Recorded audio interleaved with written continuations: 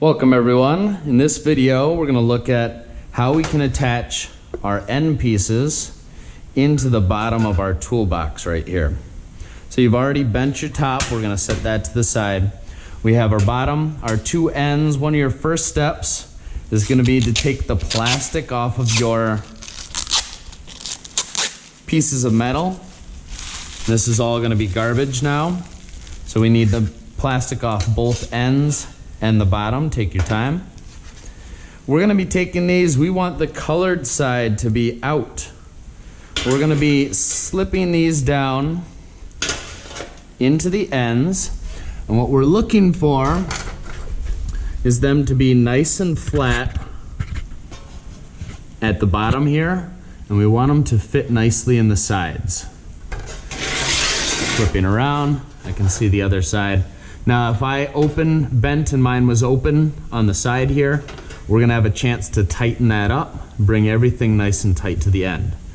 There's a chance, however, that your end doesn't fit. I've done a mock-up. What happens if you push this down, and that's about as far as you can get her in there, which means that either this was bent a little too narrow or this piece was cut a little bit too wide. So what we're gonna do is we're gonna trim off the side of this piece here with my hand shears. And what I'm gonna do is I'm gonna trim a little strip up the side.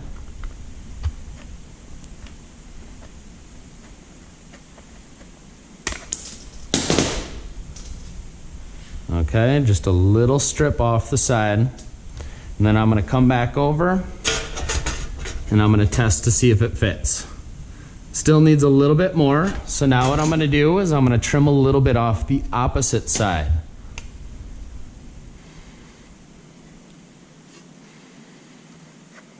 Remember, with the hand shears, we're opening wide.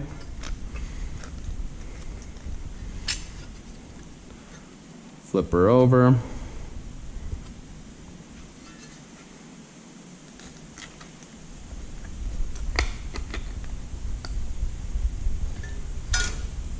And, whoops.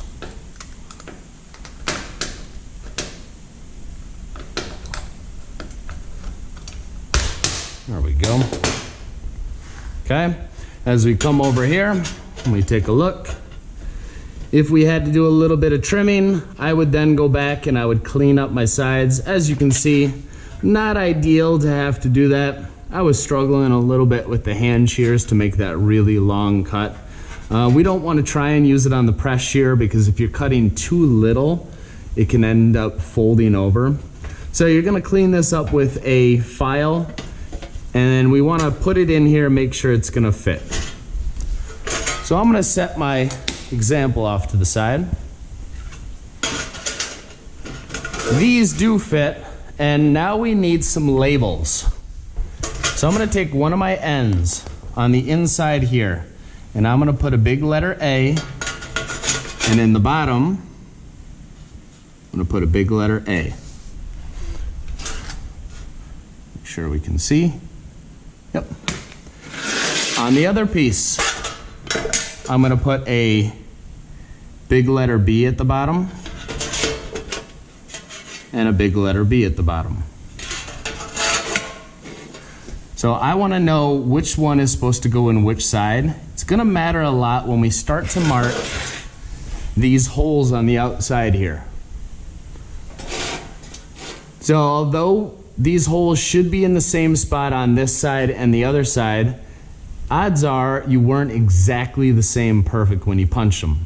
So I want to know that this piece is going to be the one that fits over here. What you're going to do is push your piece of metal down nice and tight. You're going to squeeze the sides in. You want to make sure that these are vertical. You don't want it crooked. You don't want it bent out like this. You want to pull everything in tight because the marks that you do here are going to determine how this bottom or this end fits on the bottom. I want to push down on my piece. I want to squeeze everything. And we're going to mark all three of these holes at the same time. taking my pencil or my Sharpie, I'm going to swirl nice and straight.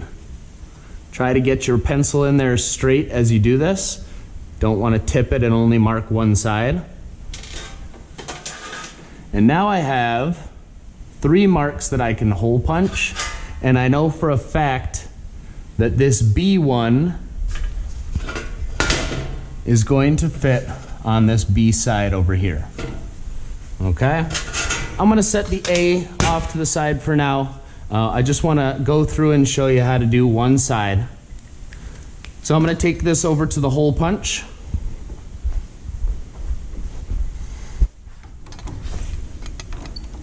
Putting this in the hole punch, nice and straight. Once you have that lined up in there, pop it. Line up your next one. Pop it. And one more.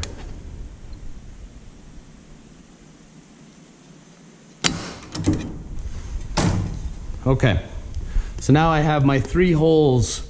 When I come back, I don't want to put this in the A side because as you can see on my A side, it looks like 2 of them line up good and the 3rd one not so much. That's because this is the B piece. This is supposed to be going over here, and if I look, all 3 of my holes line up nice and neatly. Alrighty, so off the tool wall, you guys are gonna grab a ball peen hammer. We're gonna bring this over to an anvil, and Mr. Bowen's gonna hand you some solid tinner's rivets. The tinner's rivets, as you can see, have a head on them already, and the other side just has a shaft. We're gonna create the other head that goes on here with our ball peen hammer.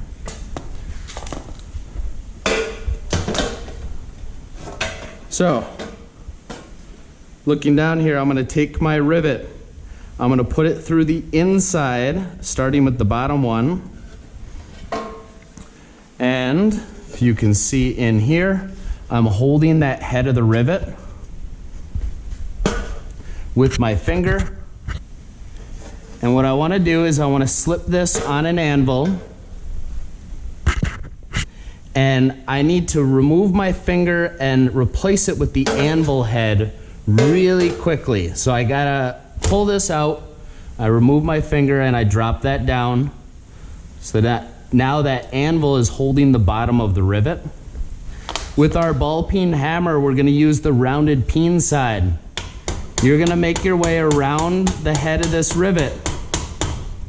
Make sure we're centered. Going around the outside edges. These aluminum rivets will start to form a head, and you're slowly making your way around in a circular motion,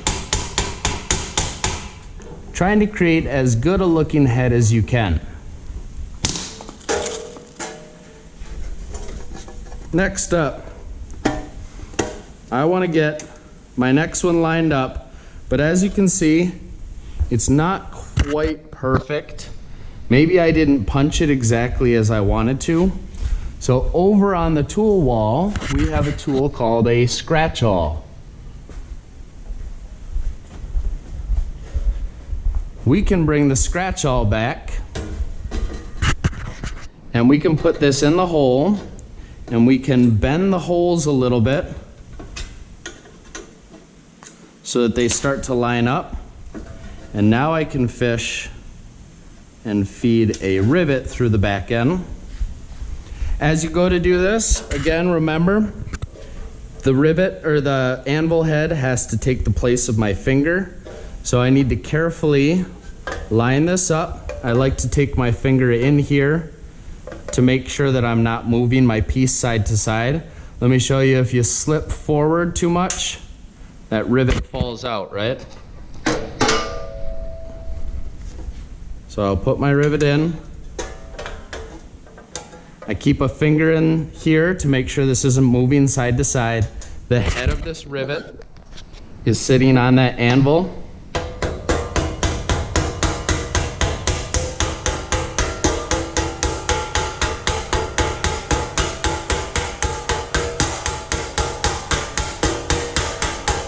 Make your way around.